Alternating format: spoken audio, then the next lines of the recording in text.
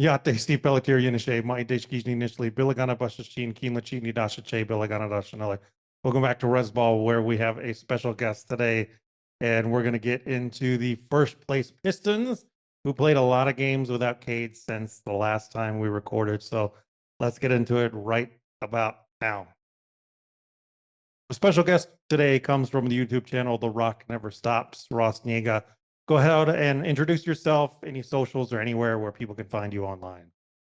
Oh man, if you found me on YouTube, you already found me, man. I've dropped back away from the other spaces. But yeah, I've been doing this for about, man, probably 4 or 5 years. But I've been talking, sports talk, probably most of my life.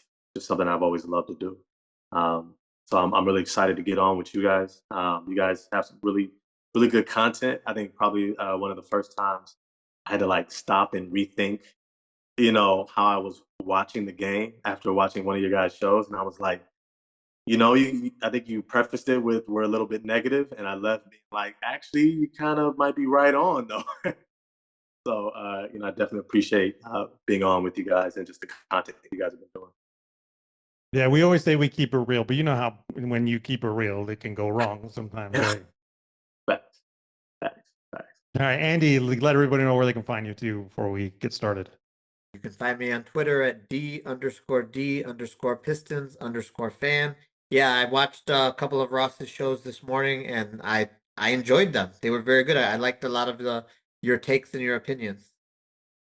Appreciate it. I Appreciate it. definitely appreciate all the Dennis Jenkins love and the discussion on Jalen Duren, which I think you actually do a good job of talking about, like, hey, this is the vision, this is what it is, where most people are just like immediately, no, he's an all-star, he's going to win most improved player, and you're still, all in on him, but it's not, hyperbole in that sense.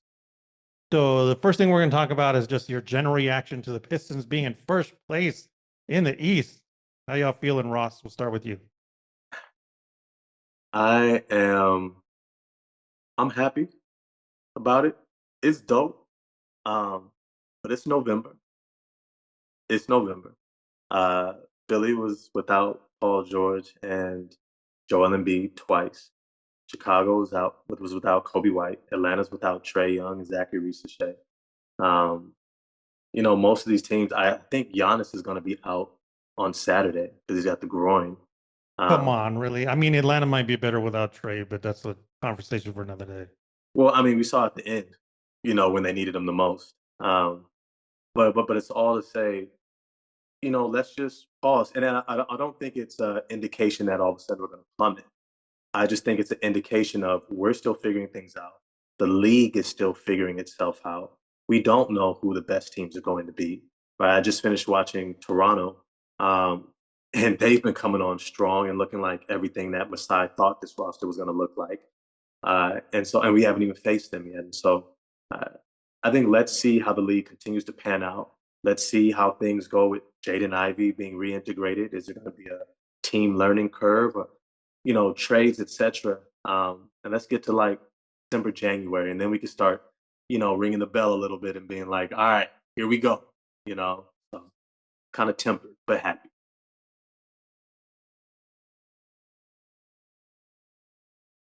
Andy, your reaction of being in first place with the Pistons? I mean, I'm super happy they're in first place. Do I think they're the best team in the East? No, absolutely not. And that's not to be negative, but we haven't beaten very good teams. Like Atlanta was probably our best test, but they didn't have all their players playing.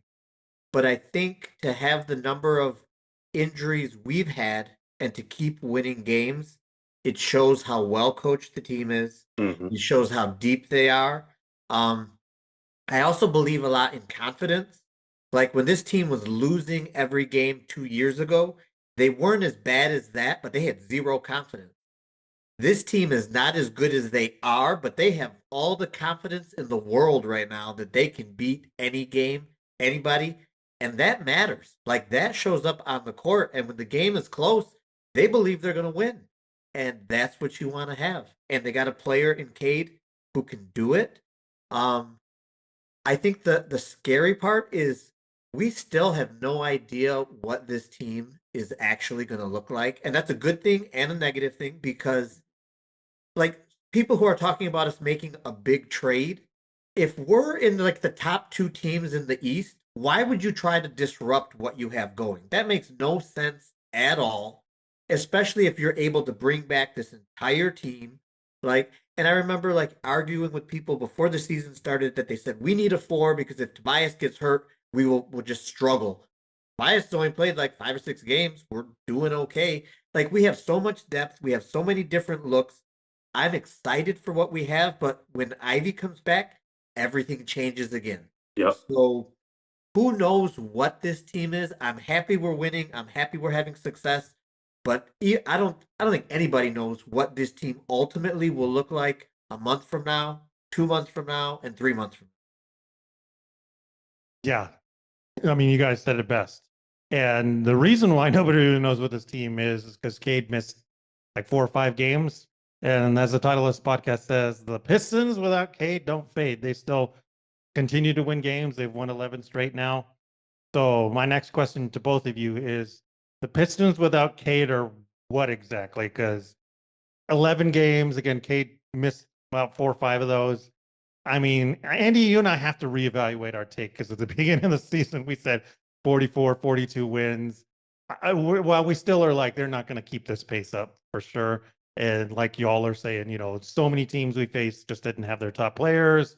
And in the meantime, we faced like the really bottom of the barrel teams also that are just going nowhere. Even Memphis, who like normally would be a tough matchup, like I said before right after Jaw came off suspension, and this has not gotten worse. So even those teams there, and even with the easy schedule though, like I don't think you and I, Andy, I guess I can only speak for myself. I definitely didn't think that even with the easy schedule without Cade, I'm like they probably would win like 2 of those games. But clearly, that's not the case. So the Pistons without Cade are what exactly? Did you want to start in? Go ahead, Ross. Yeah, go ahead, Ross. Okay. The Detroit Pistons without Cade Cunningham are Detroit basketball. They are what I think the Miami Heat would consider heat culture. They are Detroit basketball brand style of play. They are tough. They are physical. They are defensive minded. They're going to play together. They're going to lean on one another. They're going to trust each other. They're going to be a bunch of dogs. We're going to compete. We're going to hoop. And I say hoop in the very, very much so the mantra of getting out on the street ball court after work, after school with a bunch of your friends, and you're trying to stay on the court for as long as you can. Like guys who just love to play. And I think that you see it. It's infectious, whether it's Javante Green, whether it's B-Ball Paul, whether it's Duncan, whether it's Dennis Jenkins, whether it's Ron Holland. All these guys love to play the game of basketball. They love the competition. They love the physicality. They love playing with one another. When Cade is gone, the backbone remains Detroit brand basketball. And I think that that has carried them through these games without Cade because when they show up, they know what's expected. They know what to rely upon. And I think even last night against the Atlanta Hawks, that's where they had to fall back to. Even I think JB Bickerstaff commented on, we weren't getting stops. And then we realized we needed to get back to our defense. And so he made the adjustments. He went defensive, and all of a sudden, we turned it on. And then we, put the game away. And so I think that that is who we are without Cade. And I think that that's also why our potential is so high. So Detroit Pistons without Cade are much better than I thought they were. Because without Cade, this team could do nothing in the past. But I think we have been extremely fortunate this far into the season because I question how good Duren would be without Cade feeding him. But Dennis Jenkins has done a great job of running the offense and making sure everybody's getting the ball. So that's why Duren put up that great game without Cade, because he was still getting good point guard play and the offense was still running. And I also think it was great while Cade was out. We ran so much of the offense through Duncan Robinson's movement and trying to set up his 3-point shooting. I think it helped get him into a great rhythm right now where he's moving well without the ball and everyone's finding each other. Like everything has just worked out in a way that makes it's weird to have guys get hurt and miss time and then role players step up. Like we talked about Javonte Green, which I have not been a fan of, but then he scores like 20 points and it's like, whoa, like where did that come? And his percentages still are not great, but he's getting the job done. He's getting the job done. Most of the time, if Cade was out, we would say we probably can't even watch these games because it's not good basketball. And they're winning these games. It's like, so without Cade Cunningham, the Detroit Pistons are much better than I thought they were.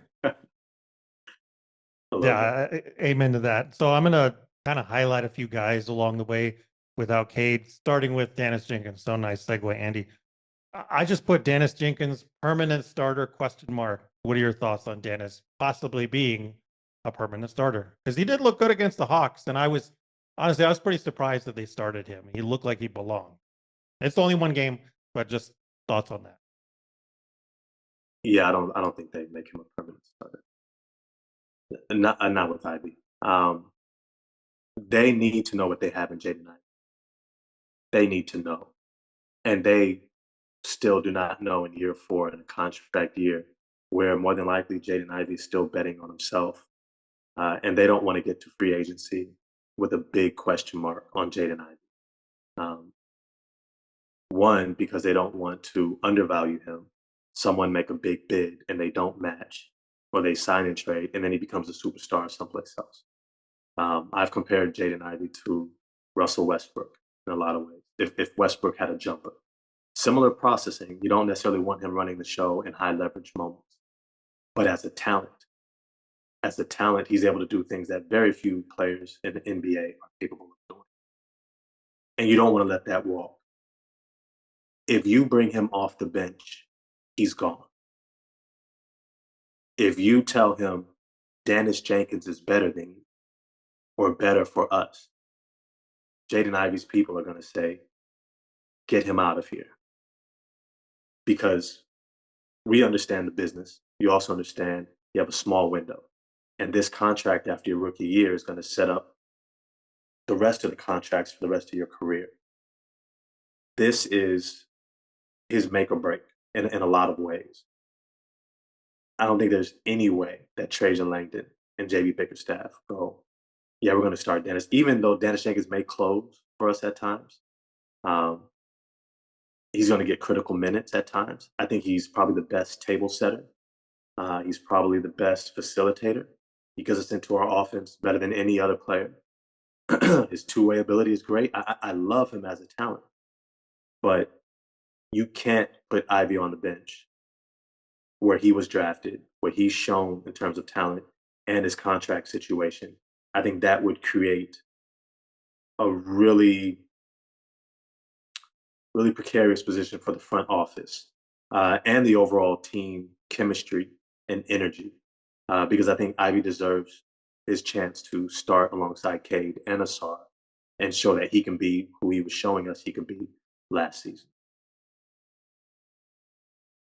So I'm going to believe the only reason that Dennis started was because of the minutes restriction for Asar, and that JB said he wanted more minutes available for the fourth quarter, and that's his thinking process, and that's why he did it.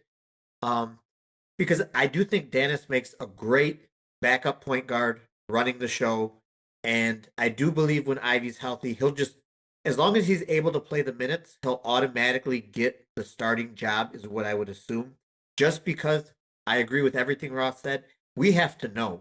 Like, we have to know, does Ivy fit or does Ivy need to be traded to get something valuable before, like, so we don't lose him for nothing. But Dennis Jenkins, he could be a starter, but I just think that it messes up way too much chemistry issues starting him. It's much better to bring him off the bench. However, down the road, we will get into the question because he plays his role for what the team needs perfectly. And at the amount that the team can probably sign and keep him for, it gives them lots of options on other moves they can make because he fills that role so well.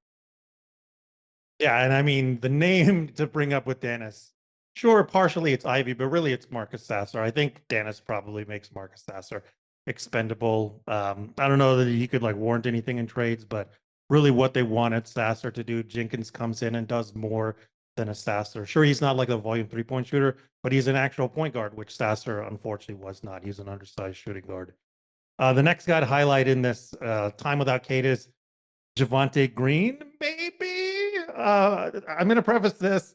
I'm not a big fan. You'll hear my reasons as to why here in a minute. And my only question about him is like, if everybody's healthy, when everybody's healthy, Javonte Green is what exactly? I understand the hustle. Andy brought it up last time of like, he is clearly like somebody JB likes and does the things that the young guys can look at and JB can point to and say, you know, he does X, Y, and Z. Sure, I get it, but from a statistical profile, he is 6'4", 205. He's playing power forward. They're having him guard Pascal Siakam. They're having him guard Matas Buzelis. They had him guard Jalen Johnson. These guys look like they're a foot taller than him. Do you want to have any idea? Do you have any idea when you look at Javonte Green's defensive field goal percentage on shots 6 feet and in? What do you think it looks like? I'll throw out a couple of names for you. Bruce Brown, Josh Hart. There is a real niche in the NBA for the undersized wing guard forward who has a diverse skill set, the athleticism, but most importantly, the dog in them. When I look at Javonte Green, I recognize him as a player that JB Bickerstaff trusts. He trusts Javonte Green. Do you trust Ron Holland? In a I dog, would personally. I can show you some numbers to back it up too. if I have to say who's going to play their role when you need it the most, and I think it's also shown when JB wanted to close out the game last night, Javonte was in. Javonte makes the plays. Javonte got key blocks on game tying or game winning threes, right? Javonte makes the right rotation. Javonte cuts well without the ball and doesn't need to be reminded. His feet don't stick to the ground. He's always moving. He's always in the right spot, right? There is something that Javonte is doing persistently that doesn't show up in terms of height, stats, maybe even skill, or I would say how he plays is a skill. That his motor also translates to his awareness. And he's always exactly where you need him to be. Even if he's not tall enough to make the block, to contest the shot, he's there. He's not getting caught staring at the ball and backdoor cut. He's not forgetting to box out, right? He's not over dribbling at the wrong time or trying to make a errant pass. He's in position doing exactly what you want of him. And I think when you have guys like Karis LeVert, Duncan Robinson, even a Dennis Jenkins, that's who you need that fits in between those guys. He becomes like that glue guy off of a bench that your team is just better with him out there. And I think that when you're looking at a team that's potentially looking at a deep playoff run, I think in a deep playoff run, Javonte Green gets a lot of those wing, perimeter, forward, defensive minutes off the bench and probably, may even squeeze out somebody like a Ron Holland in the playoffs. If you got to look at having Tobias, because I think Tobias is going to get moved to the bench in favor of Isaiah Stewart. But it's going to be like a Paul Reed, Tobias, Javonte, either Karis or Duncan, and then Dennis, being that bench mob coming in off the bench. So, I think Javonte is just somebody that he's Detroit basketball. He is the culture. He's everything that you're hoping your team plays like. And I think that he's also what you're needing a lot of the times when it comes to winning. So before we started recording, I think you brought up that Ron Holland's turnover rate was like the highest on the team, or one of the highest on the team. And Javonte doesn't turn the ball over. And I think like everything that Ross just said, those are the things that we want Ron Holland to learn how to do, because he's just a much better athlete, and in the future he'll be much better, but he has to learn how to handle these little things right now. And I would rather see Holland on the court, but if you're asking me who I trust, I would rather have Javonte on the court, because I believe that's ultimately what's going to lead to winning. But then the question is, do you want to win a few more games, or do you want to have Ron Holland develop? And I think that's where the balancing act comes in. If everybody's healthy, I don't think Javonte actually sees the court in the regular season. However, when you get to your playoff lineup, I would not be surprised to see him put in and Holland pulled out for those very same reasons. You all are out of your mind with this playoff talk. If you're watching this on YouTube, I got it up here. On shots less than 6 feet, Javonte Green is giving up 60.4%. That is by far the worst on the team. I'm not disagreeing with anything you all have to say about him being hustle, about him not turning the ball over. He also is not passing the ball. But the other part of it is they're not putting him in position to succeed on defense because they're playing him at power forward. I understand like he can do it, but I would rebuttal with the like Bruce Brown and Josh Hart. Like their numbers in their film reflect that nobody's doing the too little celebration on them. I talked to this about Andy. I forget what game it was, but Javonte got screened on somebody, and in order to get through the screen, he went under the guy's armpit like a little kid, you know. And it's just like, oh no, we might be in some trouble here. And in that Indiana game in particular, gee, I wonder why they were able to claw back in at down 20, because your starting front court at that time in the third quarter was Javonte Green, who's giving up 60.4% on shots 6 feet in, and Jalen Duren, who didn't get even a block in that game and was pretty bad defensively. Again, I get it. The hustle. And the other part of to me with Javonte Green is like every time he takes the three, nobody's guarding him. And yet he's still shooting 30.6% from three or 30.4%, something like that. It's getting better. I'm not gonna lie, I'd be lying to you if I didn't say he wasn't growing on me for all the reasons you all put out there.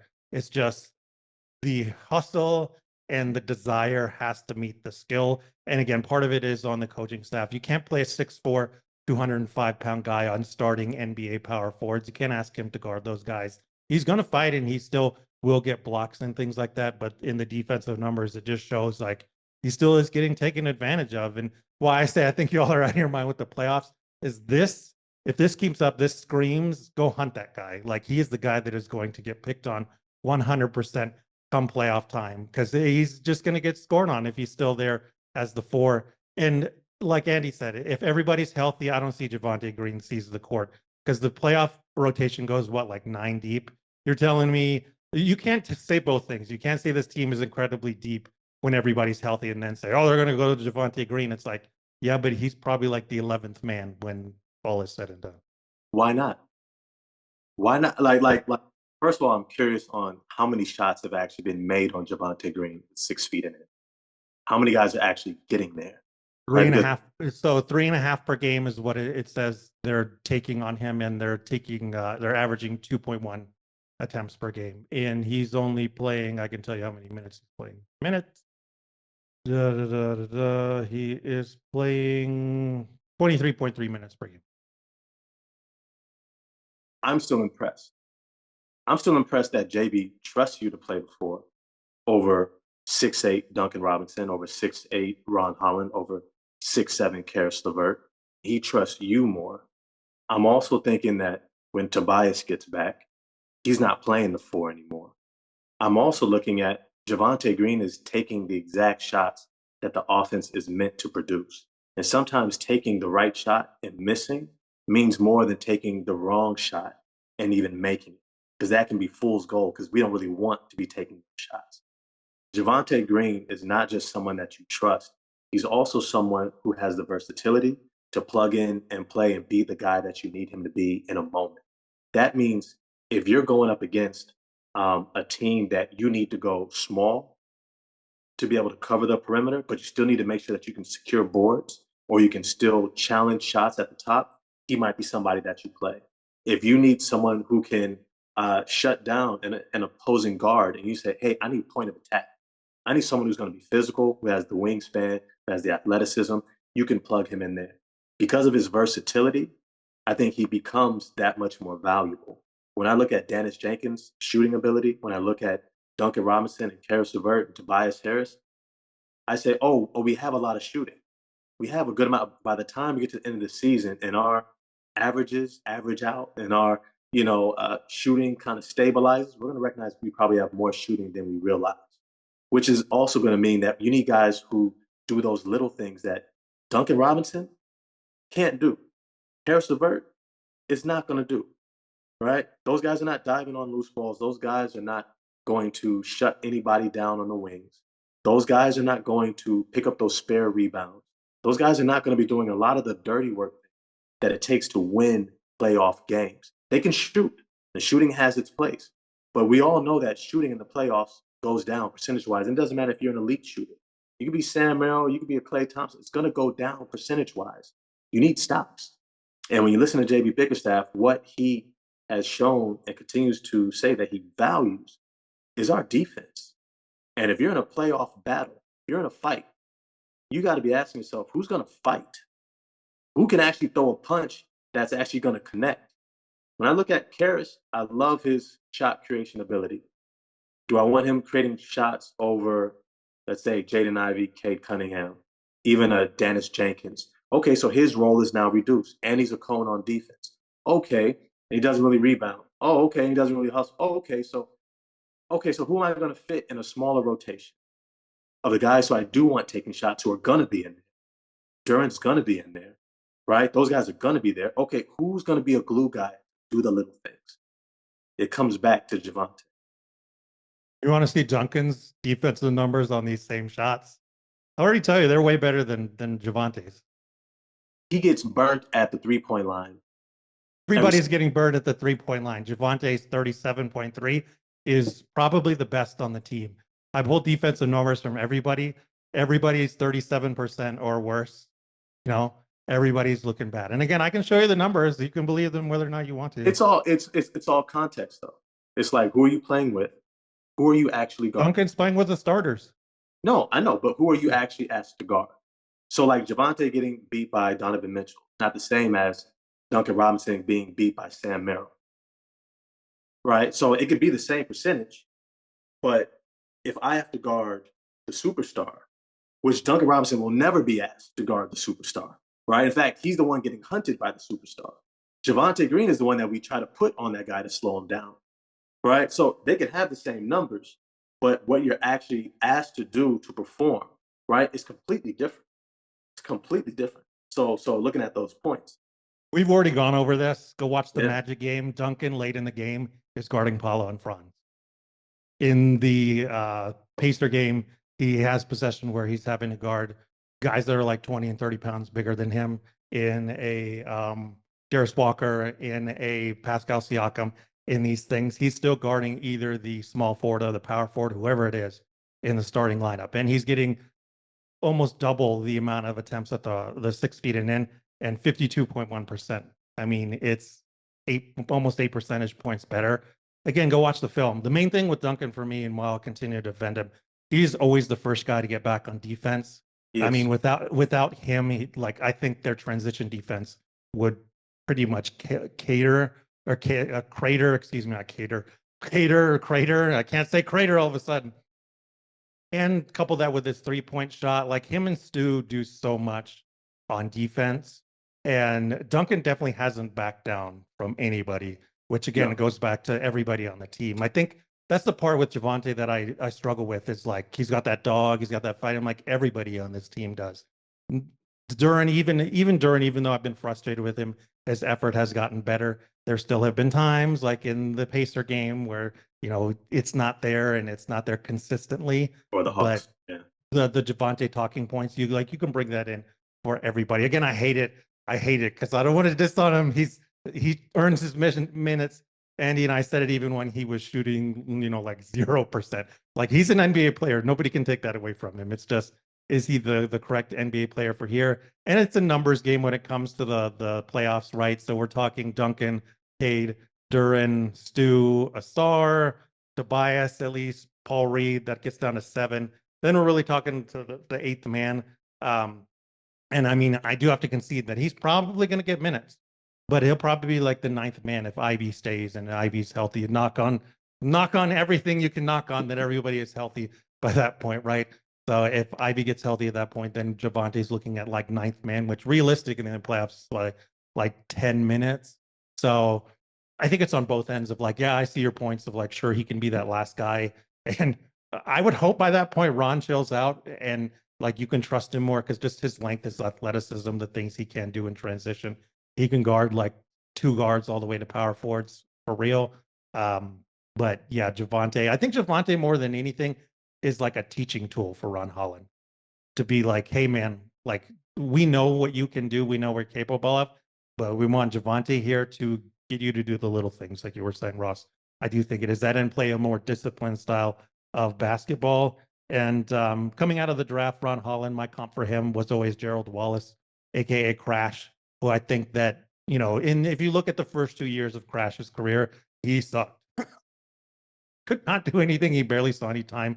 Didn't have double-digit points. Was just like a wild animal. And it's the same thing with Ron. So I think Javante Green, for all the reasons you said, good. But again, I definitely have my issues with him. And I do think, though, still nobody's guarding him from 3. Please keep knocking down threes. Really, that would be the last thing for me because if he's knocking down threes, like nobody can really criticize him, even though he does still get taken advantage of on defense, stuff like that. No, he definitely has to keep shooting. That is the number one like death of any NBA player. Do not be a shooter. It's just Especially stop. today. Yeah. If you stop shooting, that's it. Also, kudos to him. Go look up his basketball profile at Radford. He didn't even crack 70% at the free throw line. He took like 10 threes his entire, basketball career in college. It's bananas that he actually can do things now from 3-point range. So kudos to him. And in 6 years, he's grinded in the NBA. Last guy, well, technically the last guy on the guys without Cade is B-Ball Paul. Like, he's too good to be a third big, right? I mean, I think we can all agree on that, right? Like, the minute he came in and started and dropped 28, 13, 6, and 4, it was like, yeah, I don't care who the competition is. Like, I don't know another third big in the NBA that would be able to do that, especially from the steals and the assist standpoint.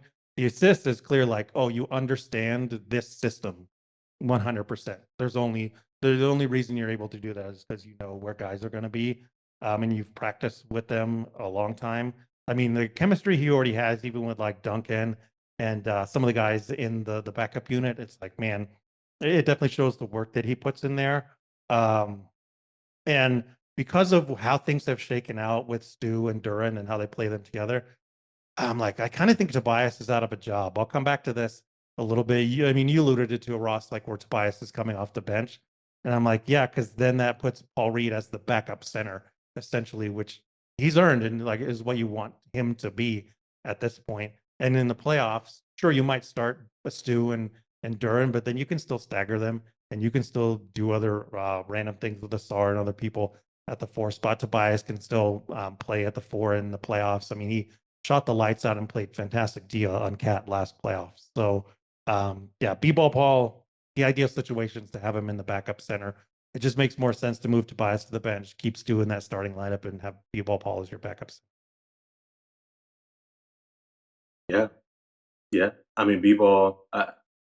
I'm catching shades of Pascal Siakam, and his ascension. People remember him coming out of, I think it was New Mexico State. He was. Sorry, I went to UNM, so Yeah, I'm contractually obligated as the UNM alumni. They're our rival. They're New Mexico, so. Okay, got you. He carved out his career in the G League. Was eventually, I think he was the G League MVP, and they won a championship Paul Reed also was, I think he was the G League MVP. He carves his way in as kind of this undersized energy big, similar to Paul Reed, right, similar to Pascal Siakam.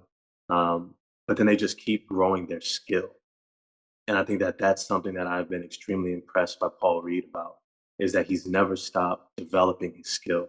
And to have such an ugly shot and have the confidence to keep shooting it, and then knocking shots down, I would say kudos to you, man. Like, I remember I saw, I think it was, I don't know if it was against Philly. It might have been Indiana, but I think it was one of his first starts or something. Like he was getting a lot of minutes. He's on the baseline.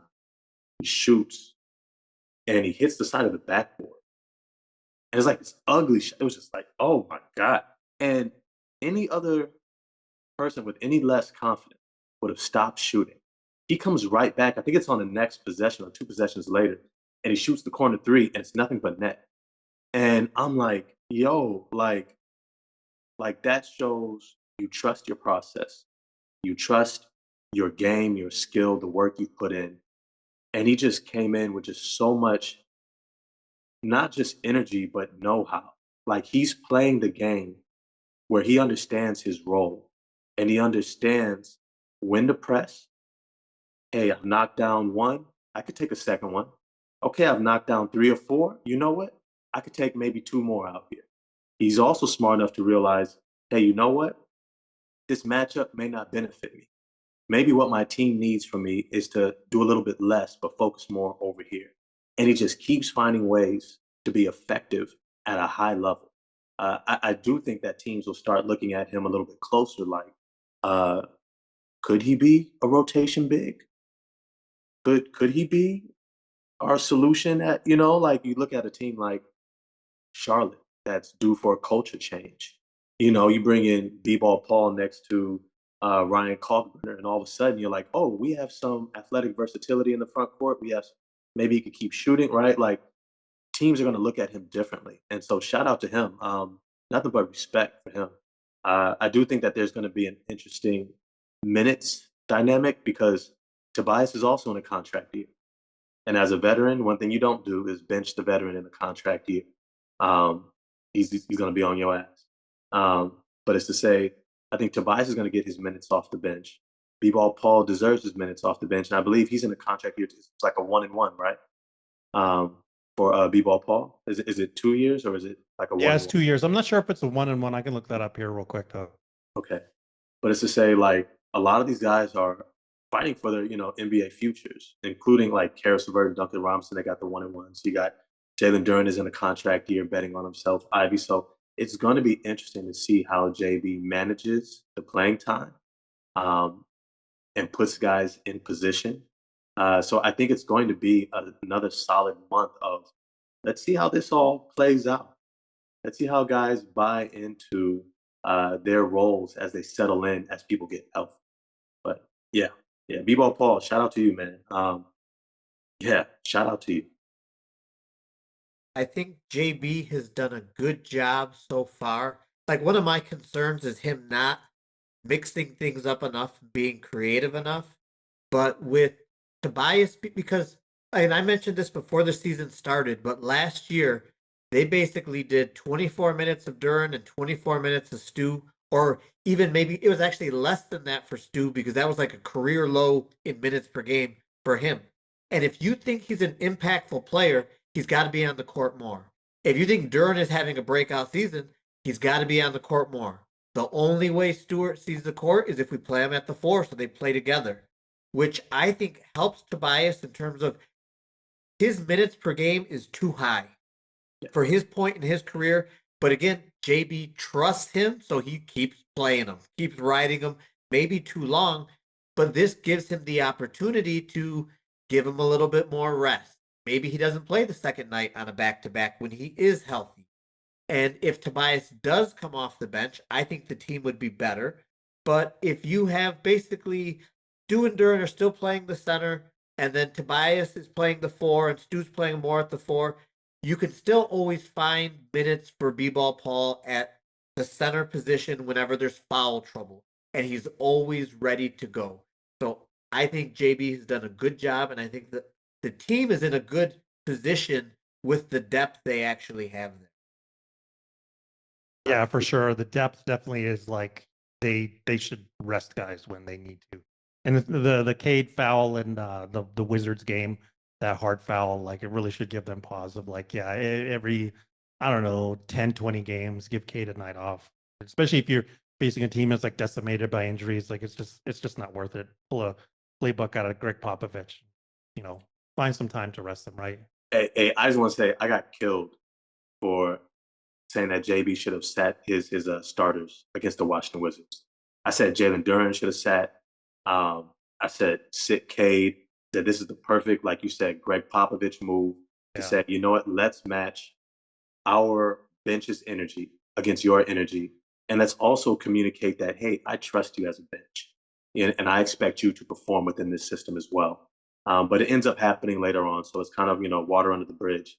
I also do appreciate the point about Tobias Harris's impact in a bench unit, because I think this bench unit has the potential to become what the Golden State Warriors bench unit was when they first started their run, when they had guys like Sean Livingston, Iguodala, and they had a slew of guys who could come in and literally blow games open.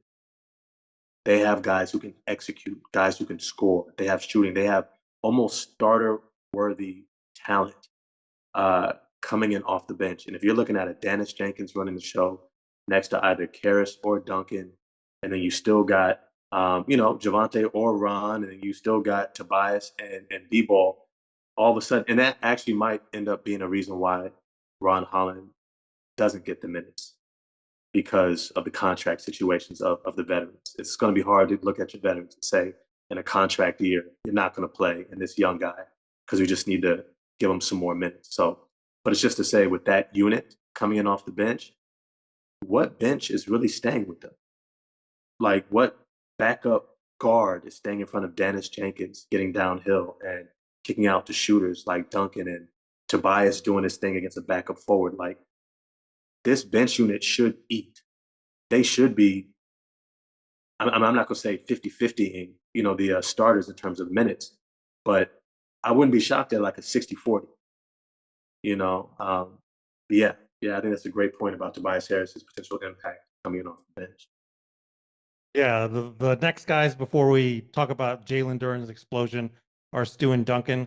I say they're probably the most impactful, like 10 to 12 point per game guys you'll ever find, right? Because you look at their stats and you're like, oh, that's pretty good. But then you watch the games and you're like, oh my gosh, their fingerprints are all over these wins. And especially without Cade here, I put down that everyone has to match their energy. I think more than anybody, Duncan and Stew have been the leaders, like the most vocal leaders on the team. Every time they cut to them, they're always talking to somebody, trying to line things up. That one game, I think it was Philly or Indiana, correct me, whichever one it was, where every time they cut to Stu, him and Cade were on the sideline talking together of like, hey, what do you see out there? Like really locked in, So yeah, I totally think that the Duncan and Stu are, the vocal leaders of this team, and everybody has to match what it is they're doing. I mean, if you see Duncan every game get back on defense and take a charge, or you get back there and even if he gets dunked on or whatever, you're like, okay, I can't slack off if the skinny white guy's doing that, right? And so you got to be able to get in there and do it too. And Stu's probably the best shot blocker and rim protector. Well, I know realistically it's Wembanyama, like everybody knows, but Stu ain't no 7'5". Just what he's able to do at his size is unparalleled, really now shades of Ben Wallace with what he's able to do with that size, with his fight and everything, right? I think he right now, let me pull up the numbers, share my screen again. I think Stu is only allowing like 42% on those shots 6 feet and in, if I can find that again real quick. Ugh. Yeah, so Stu 6 feet and in, 42%. Nothing is getting past him there. It's just ridiculous. Overall field goal percentage is 40%. The only thing he's really struggling on again is everybody's has a bad percentage from three right now. Maybe later on we can talk about like the defensive scheme probably being a reason for that. But Stu has just been second to none on the rim. And if Victor Wembanyama didn't exist, probably more people would go bananas over Stu and how much he can just suck the life out of any team on D. And that Indiana game, I mentioned it before, like the third quarter, they gave up that 20-point lead, and it was like, oh my gosh, here we go again. Stu immediately comes in the fourth, and it's game over. That's why he had those 5 blocks in that game. I mean, his defense won them that game for sure. He just got in there and was like, we are not losing this game. And very rarely do you find a defender that can then swing the tide in a game like that. And then Duncan's quite literally a one-man spacing unit. Andy and I have said it since the beginning of the year. Please pray to whoever you believe in, do whatever you need to do. Duncan cannot get hurt. If he gets hurt, I don't know about the spacing on this team. I think guys will still take threes for sure, but Duncan, like, he'll take them regardless of the defense. He'll take them regardless of the situation. And it just seems like he's the second clutch guy on this squad. It's like anytime they need a bucket or anytime they're like, oh, I don't know what's going on here, Duncan all of a sudden chucks up a 3. Even the ones where you're like, what are you doing, dude? And then they go in and you're like, oh, yeah. And it's kind of the point, too, where like 7.3s per game, 41.8%. His true shooting percentage right now is 62.7%. There are very few shooters that can average a true shooting percentage over 60% for a full season. And the way it's looked, it's like this is clearly sustainable. And yeah, again, just his ability from 3-point range, coupled with the defensive effort and things he's gone in here, and his ability to take charges. My goodness, Ron started to do it a little bit too. I think Ron's picked up a little bit on it. He took one the other night. I think Duncan already has like 4 or 5 charges, and it's like, yeah, you see that factor into everything else. I cannot say enough good things about Duncan and Stew. And then Stew's 3-point shot, right? Stew's 3-point shot just continues to get better. You see him taking, even when he's covered, 6 threes in that first start, or 8 threes in that first start, 6 threes after that. It's kind of slowed down a little bit, but it's still there and it's still factoring into it. And Stew right now, remember last time we looked at it, he was one of the guys that true shooting percentage was below 55%. Right now, Stew's true shooting percentage is 59.7%. And he's still shooting, where is it at? 38.9% from 3 on 3-point attempts per game, which I think the percentage is definitely going to suffer a little bit as he gets a little bit more volume. But it's still pretty clear that you're like, this looks like 60% on maybe like 4 or 5 shots from 3 per game.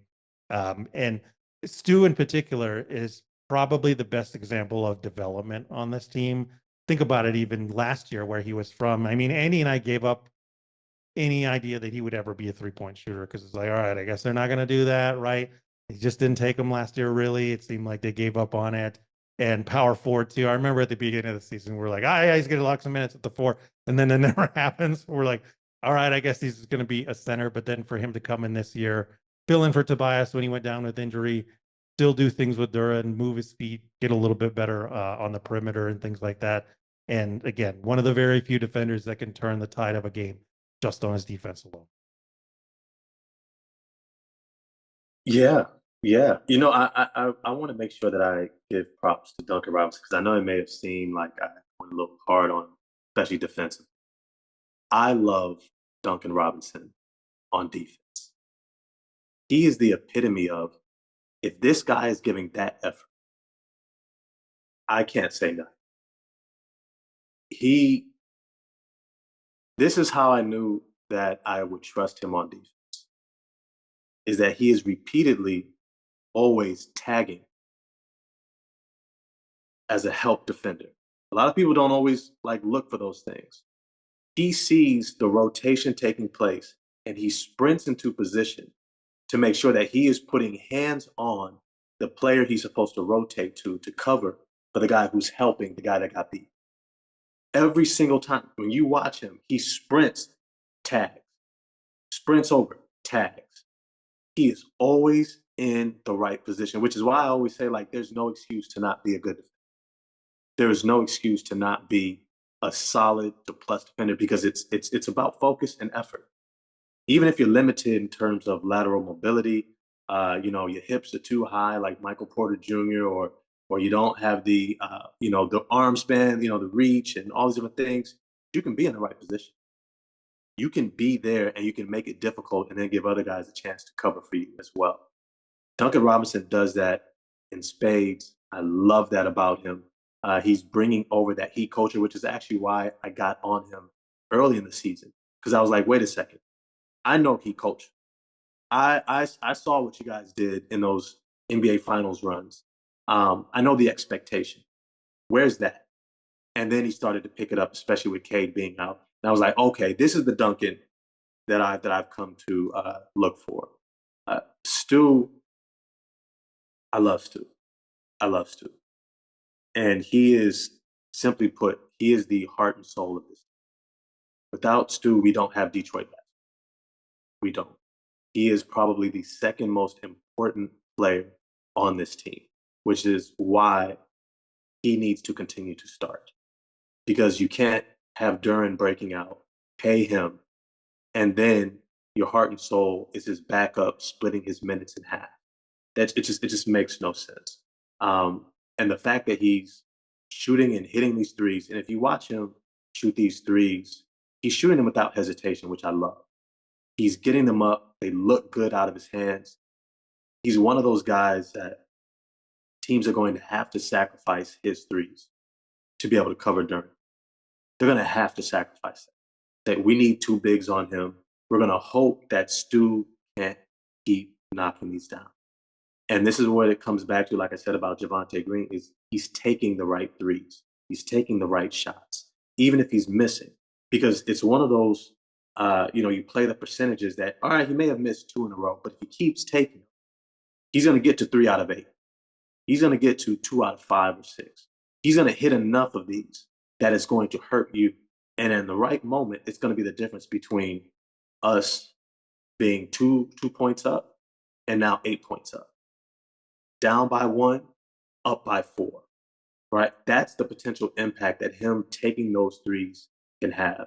And so when I see him balancing out that two-way play, offense and defense, knocking down these threes, even attacking straight line drives against opposing bigs, posting up, burying guards and forwards who try to cover him, pinning them under the basket, especially, in transition. I just love that the Pistons are doing that every single time.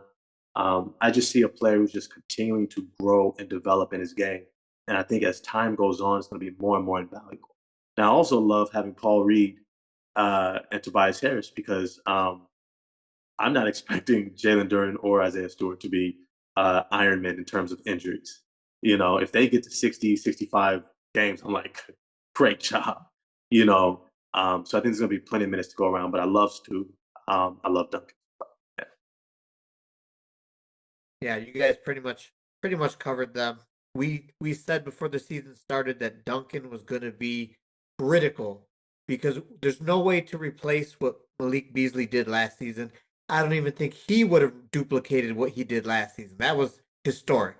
So that wasn't going to happen. But Duncan's going to do a good enough job replacing that.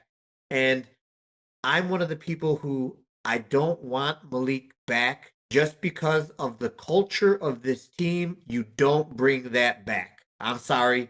This is a professional championship winning franchise. You can't do that. Sorry. That's me. I know I'm going off on the tangent a little bit, but nope, I'm happy with Duncan. I think they get another 3-point shooter at the trade deadline, but you don't bring back Malik. Super happy with Duncan, and Stu deserves more minutes. So that's that. Yeah, amen. Our penultimate player to talk about is Jalen Duren and his explosion. A lot of people have been talking about Jalen Duren in terms of most improved player. Well, I'm going to say pump the brakes on it. Nobody can take away what Duren has done on the court. 20.6 points per game, 11.9 rebounds per game, 1.8 assists, 1.1 steal, 1.1 block per game, 67.4% from 2-point range. Duren doesn't take threes, and then 77.9% from the free throw line. And then his true shooting percentage remains above 70%, 72.1%. And he's second on the team in usage, 23.5%. At this point, we've been very critical of Duren. I'm still going to be critical of Duren here. There are a couple things to talk about with this explosion, though, is number one, what is sustainable, what's not sustainable? I'm interested to hear what you all have to say. And the second part of the Duren discussion is is he worth paying as a number 2 option? Now, I know that's what he looks like, but think about it. Other teams, you both of you brought up championship level discussion. And while we don't know if this season that's really going to happen, we know it's pretty clear in the immediate future if everything is panning out the way it is, like it's at least next year, if not the year after that. So if Jalen Duren's a number two options that get paid are like Jamal Murray, J-Dub, who just got 41 million and a max rookie extension, and even somebody like Jaren Jackson Jr., who I'm sorry, Jaren, but like he's probably on the lower end of the like number two options, right? Yes, he won Defensive Player of the Year, but I mean, how many years has he flamed out in the playoffs? I'm sorry, but it's just, it is what it is at this point. Like, is Duren worth paying at that level? Because to me, the only really thing I'm going to say about paying Duren is like, I'm not against bringing him back. And if you're somebody that is like 100% against re-signing him, like, I don't really know what your problem is at this point. It's more like, what are you going to pay him? Because if they do pay him like these other guys I mentioned, Jamal Murray, J-Dub, Jaren Jackson Jr., then you've capped out this team. Cade's already making the max slot. If you're paying Duren like these other guys who are also making a max slot, then you really only have the room to re-sign your guys, which might be enough. But if it's not, if it does end up in the Memphis territory, then it's like, oof. And what happens is like Duncan ain't exactly a spring chicken. He's up there in age. Tobias is up there in age. Like you both said, you don't expect a Duren and Stew to be Iron Man and make it all 82 games, especially with the style that they play. Cade gets beat up so much, and the rest don't help him out at all, right?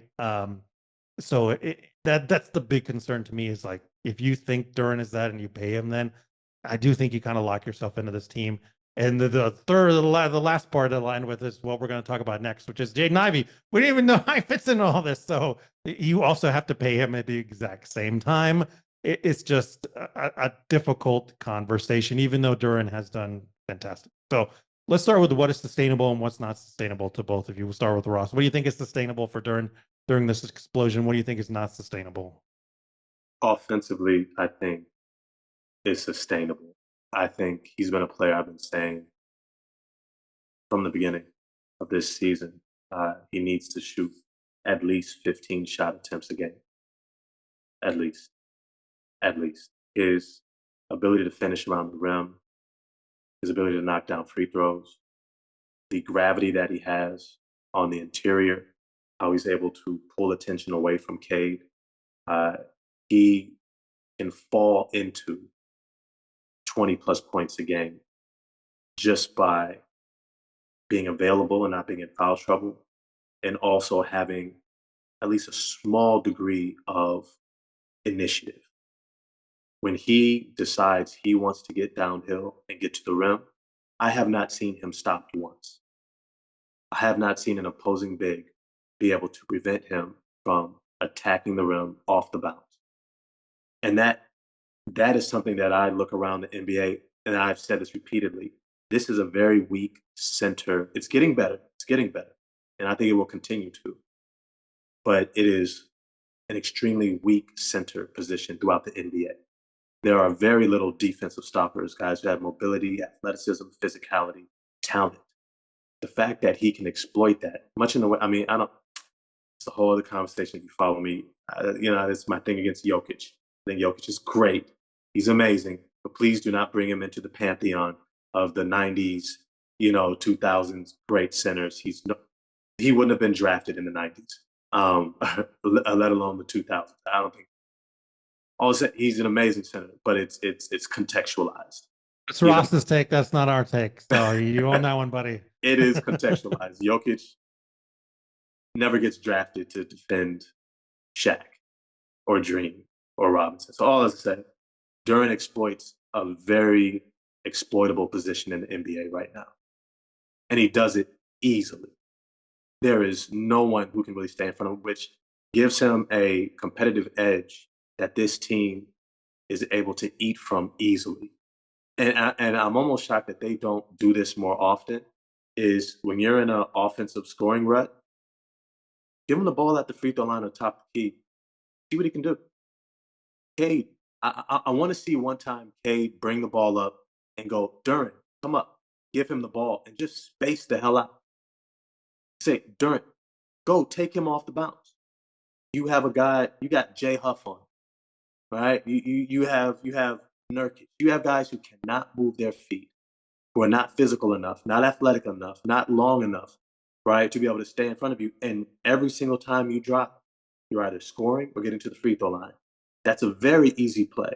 And I think that is something I wish they would use more often, is getting some easy offense.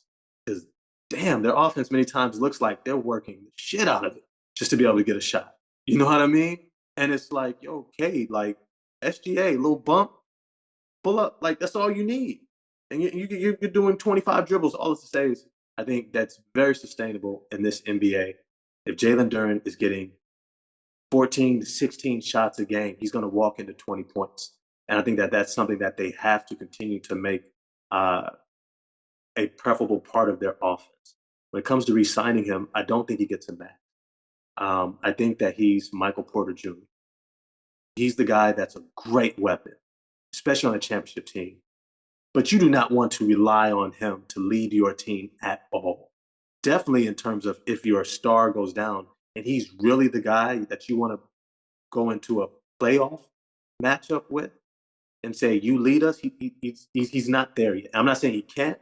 I'm just saying he hasn't shown it, and I don't think he becomes something different. He can get really good at who he is, but he doesn't all of a sudden become Dream.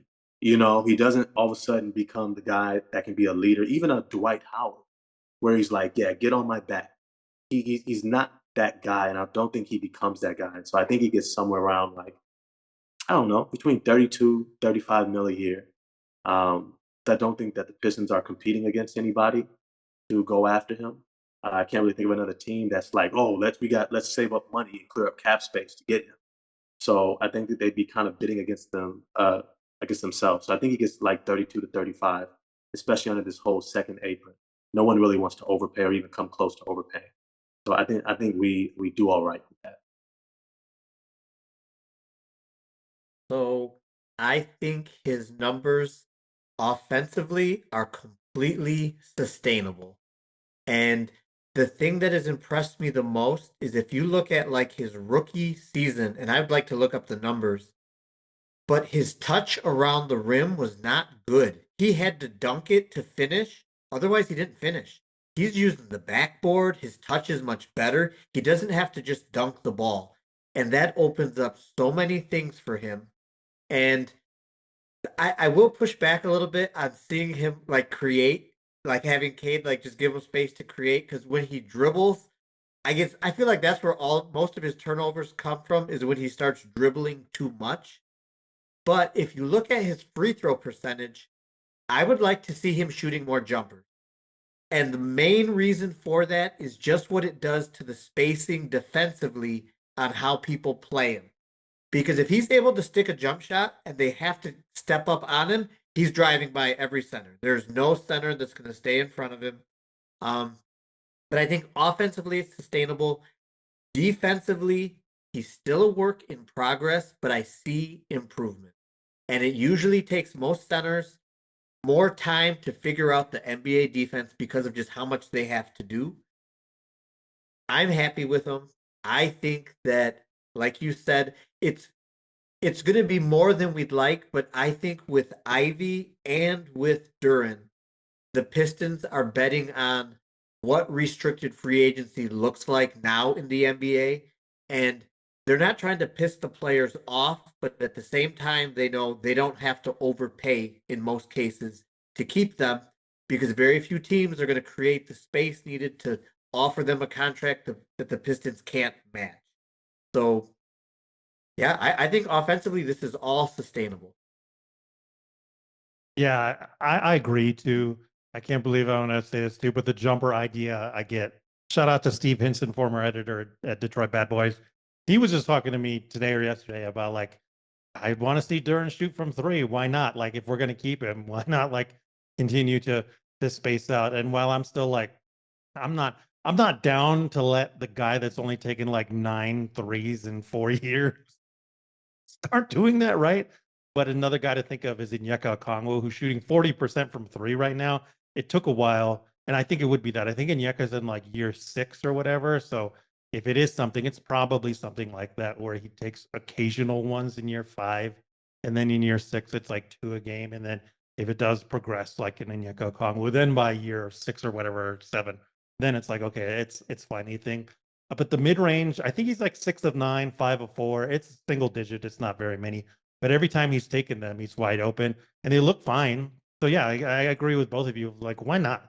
Especially with how this team is. And I forget which one you said it. I think it was Andy. It really changes how teams defend you, and it fits nicely in with what Ross said of like where Cade says, "Hey, come up here. Let's get you in the high post and the mid post and attack from there." The only thing I will say with that is what in the world happened to Duren's passing?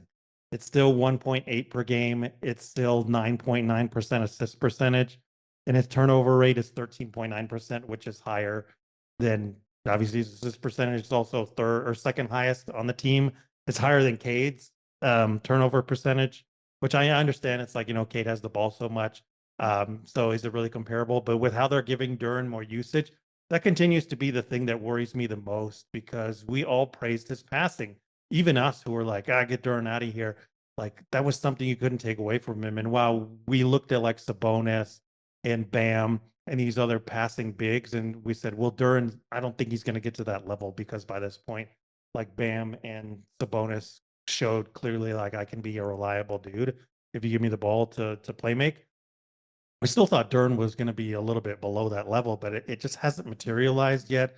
Specifically on the short roll is where it's bothering me. He's looking for his own shot a little bit too much, is my main criticism for him.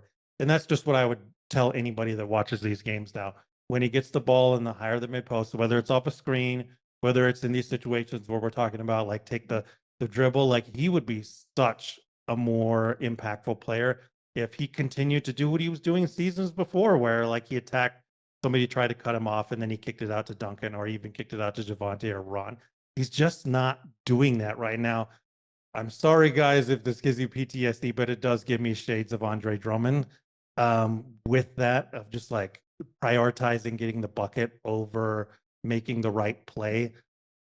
And this also goes into defense, where a little bit of me does still feel like Duren is being held to a different standard than everybody else in terms of ball movement and in terms of defense, where there are still those like Indiana games that creep in where you're like, bro, what are you doing out here? Like you almost cost them the game.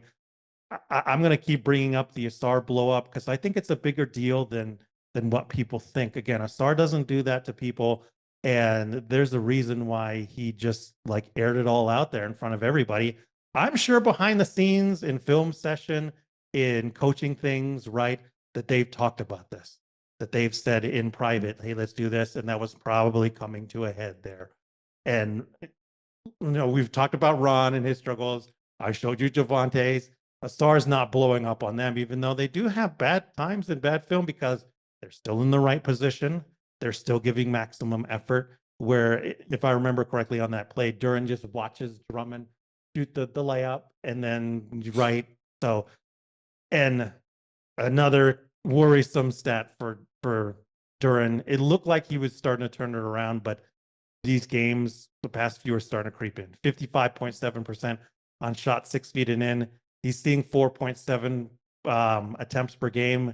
Let's go back to Duncan's again. Guess what? Duncan's seeing a little bit more attempts at the rim on those 6 feet and in, and he's still defending better than Duren. Again, context. Duren's probably seeing like the point blank in the half court, where Duncan's more seeing like in transition, and he's probably not facing down too many centers. But it's still not a good thing when like the string being white kid is defending more shots 6 feet in and has a better percentage. Again, behind the scenes, I'm sure they've all talked about it. I would not be surprised if there's another blow up on Duren from either an Asar or a Isaiah Stewart. It's approaching the territory of year 4, year 5. Go look at Dwight Howard's on-off numbers on defense. Go look at pretty much any of these raw, athletic centers. Sean Kemp. I mean, he was maybe a power forward back in the day, but you'll see in the first 3 years they're garbage. They suck. But by year 4 is when they start to turn it around. So if by the end of the year, and this is a big reason why I know he hasn't been re-signed, Duren, is because they need to see that improvement this year, specifically on that end of the court. And if by the end of the year it's still more of the same, I think they end up trading him because, again, the lack of ball movement and then the defense standing out and then mainly in the effort department. And the effort department standing out that negatively, it just doesn't fit in with the rest of the team. I don't think they trade him. And the reason is because who are you getting back? Right? Like that's a major question. I do think it will affect his contract for sure. Because one thing these organizations love to do is shower you in the public. Oh, we love them. And then in negotiations, they go, so these are all the reasons why you suck. And so please prove to me why you are worth, with that regard, I think you are spot on about that blow up. I went back and forth with somebody about how that play, it wasn't Duren getting mad at Asar because Asar did something wrong. It was Asar getting mad at Duren because whenever he rotates, his hands are down. He's always a second behind, and he's not even actually doing the minimal of just get your hands up, right? So I think on that play, Drummond actually passes a dime right past Jalen Duren. And then Asar is supposed to come in and help, but Asar is looking at him like, bro, why aren't your hands like you have to do the minimal to buy me the time to come down from the top of the key to cover you. And you're not even doing the minimal. But if we watch Duren a lot, and I've always said this about him, especially when Asar came back last season. I said Asar unlocks Duren because his ability to contain on the perimeter buys Duren that split second to get into position. And as a result, he's able to make the play or at least be able to maintain verticality or be in the way. But if he doesn't have someone containing on the perimeter, he just gets exposed. And teams more and more, which is why I love the Atlanta Hawks for doing this. Atlanta Hawks are good enough of a team to expose all your weaknesses. And that's exactly what they did. They're like, we're going to put their bigs in movement nonstop. We're gonna have you guarding on the perimeter. Onyeka Kongwu is going to be shooting threes. We're gonna quickly set screens and sprint to the screen and then slip the screen, and you're going to have to read extremely quick. And he struggled.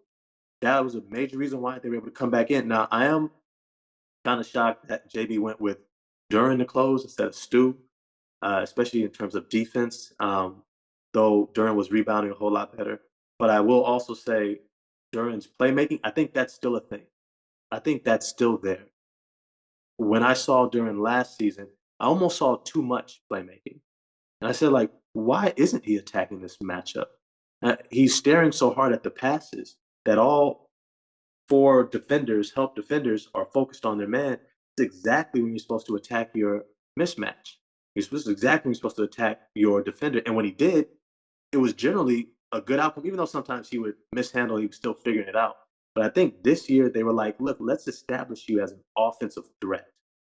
And then with that offensive threat, now we can start mixing in the playmaking. And I think against the Pacers, we saw that. He ended up with 3 assists, but he was looking. He was attacking while still seeing his teammates move around him.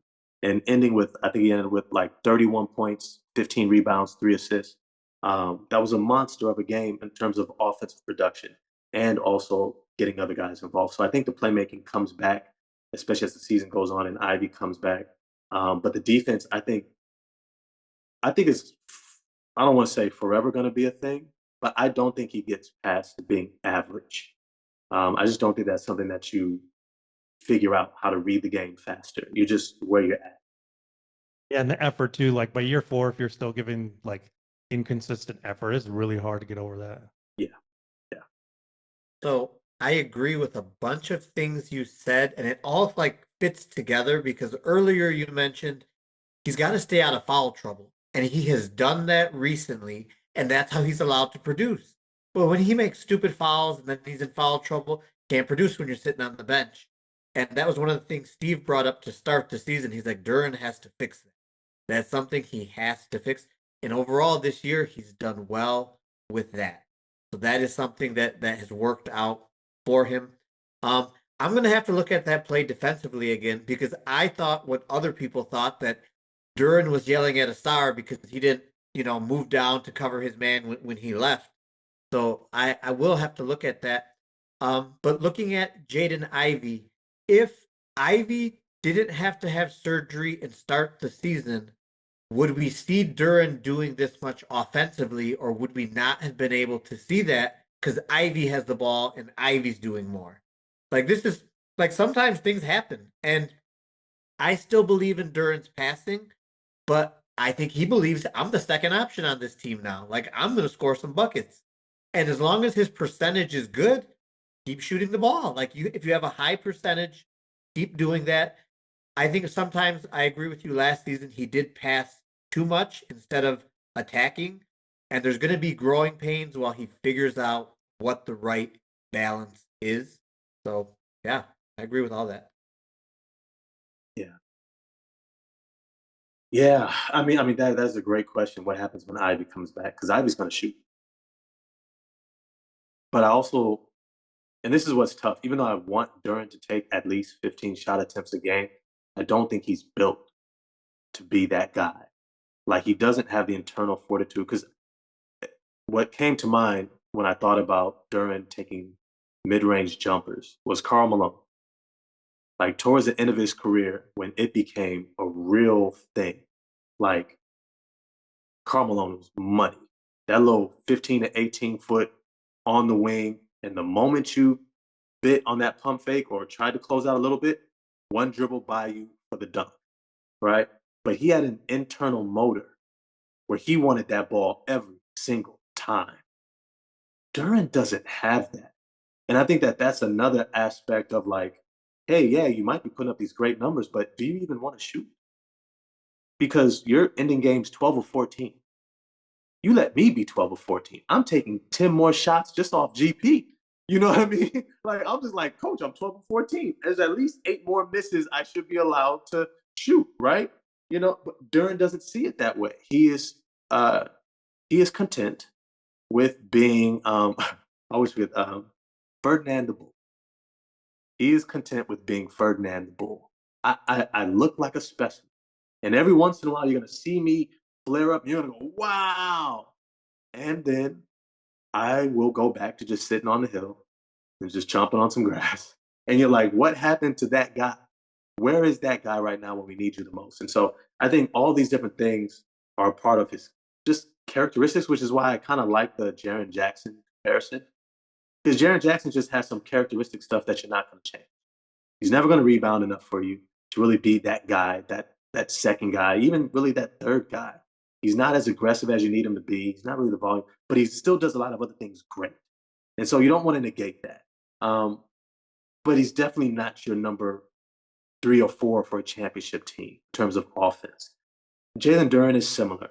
He's a really good player, but he's Michael Porter Jr. in a lot of ways. Disposition, in terms of not always the most reliable, especially on defense. He's definitely not the leader. And he's probably not even your third most important guy in your starting lineup on a championship team, right? That's Jokic, Murray, and Gordon, right? And even maybe sometimes Christian Brown might be more important than a Michael Porter Jr. And I think similarly, when you look at how Asar Thompson closed out the game Hawks and the plays he made on defense, you're like, oh, this guy's really important. He changes the game. Cade changes the game. Stew can change the game. Ivy, I've seen change the game. Can I depend upon Duren to change the game when I need it the most?